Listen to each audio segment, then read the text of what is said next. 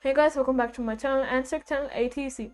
Today in this video we are going to be seeing how you can use this MakerFabs beautiful LCD screen with the ESP32S3 chip, and also it has got the 15 GPIO pins and an SD card slot and an option to put a camera right here, and here is your display connector and the touch panel connector.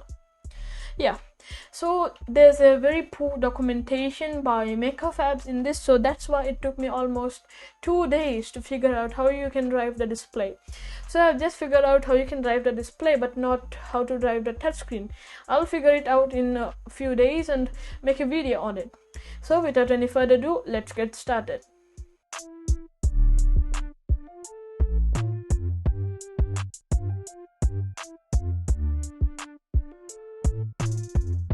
So welcome back. Here as you can see, I have the touchscreen here and I have attached it to my computer. As you can see, I have used the USB-C port next to the GPIO pin, so it's the native USB port. So now let me just show you my screen now. As you can see, I'm here in the MakerFabs website. Just go ahead and search for your display. So go to open hardware, ESP32S3 ESP display, and search this display which I have right here, the SPI ILI 9488. Go down and click on Wiki.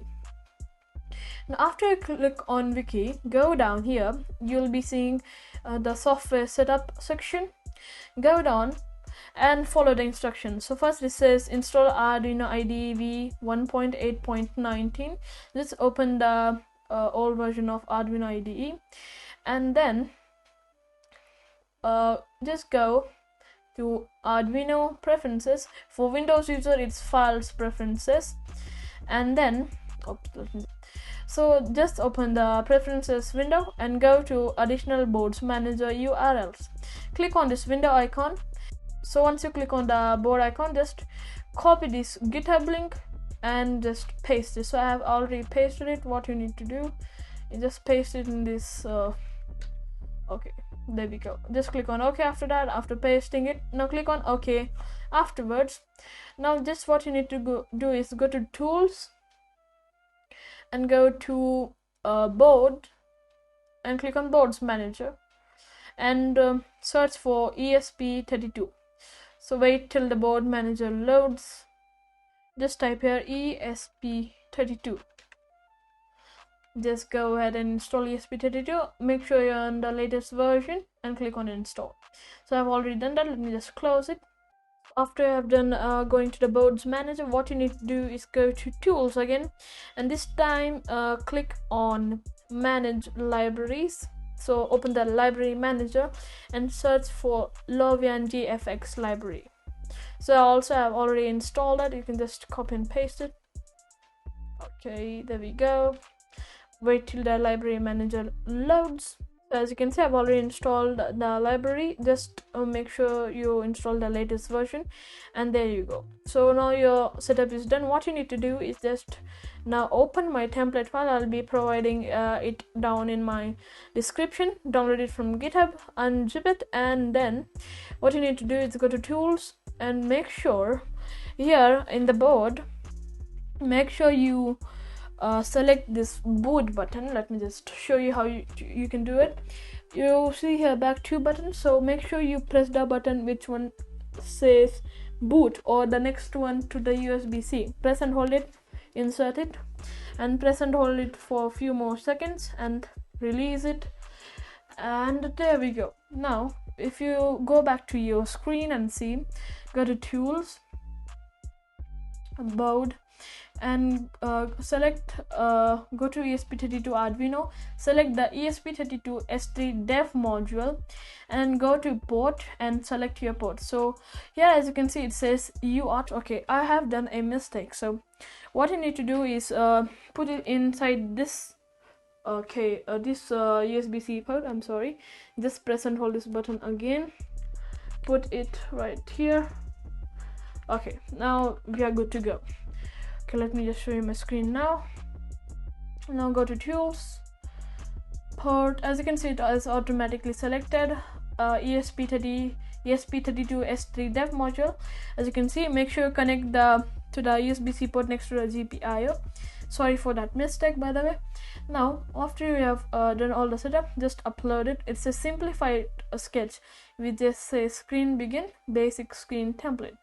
So what you need to do is just download it and duplicate it whenever you want to create a new project. So otherwise you need to write this all stuff, and after so much days of research, finally I got this file from somewhere, and I have made it simplified for you guys.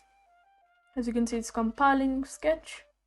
Finally, as you can see, it's uploading the code to the display, and after uploading, what you need to do is go, as you can see, it has uploaded. So let me just show you my screen now. Okay, this screen now. So what you need to do, either you can just unplug and plug it again, so it will do the job. Okay, as you can see now, the screen has turned black, and this time you have text here. It's very small. Let me just show you how you can increase the text size. So just go here back to the code, and so here is the change I made. lcd.set text size to 3. So this is the line to change the size of the text. As you can see, it's writing to the board. As you can see, it took very less time this time. So let me just show you the screen again. As you can see, the text has increased its size, and as you can see, it says screen begin, basic screen template. So now let us see how you can do some basic functions in the display. So here again, as you can see my screen here, now what you need to do is let us say how to create a circle. So what you need to do is, let me just comment this out, and even this. Now what you need to do is type lcd.fill circle. So here are the parameters with this text. So it's X position and Y position, then it's radius, and then it's color. So let us write red. Now upload it. Now it should take more less time, because how many times you upload it, it takes that much less time. Okay, there we go, it's reaching to 100%. Let me show you my camera feed. Now as you can see, it just created a circle at the point, the pixel 00. Okay, as you can see, it's a little bit cut out. It's kind of looking nice, but I think you can just change the position of the circle to like 100. Okay, it's begin 1000, 100, 100, and now if you just upload it to the screen, it should come little, to a better position. Okay, it's uploading again. Now let me just show you my camera, and now as you can see, it has okay, now it's in a better position. As you can see, it's now here. That's it for this video. So the goal of this video, for if you have this kind of SPI display, and MakerFab has their poor documentation, so this video was to help you to get started with the display in it. So to work with the GPIOs, it just works like a normal Arduino. So you can just define a pin there and make it high 1 or 0 in Arduino. Yeah, so it just works like an Arduino, the GPIO pins. And for the display driver at the back end, I think it's using the TFT ESPI driver, and it's a I think it's a it has the ILI 9488. Yeah, it has the ILI 9488 chipset inbuilt to drive the display. So yeah, that's it for this video. Thanks for watching. Make sure to like, share and subscribe, and I'll see you in my next video. Bye.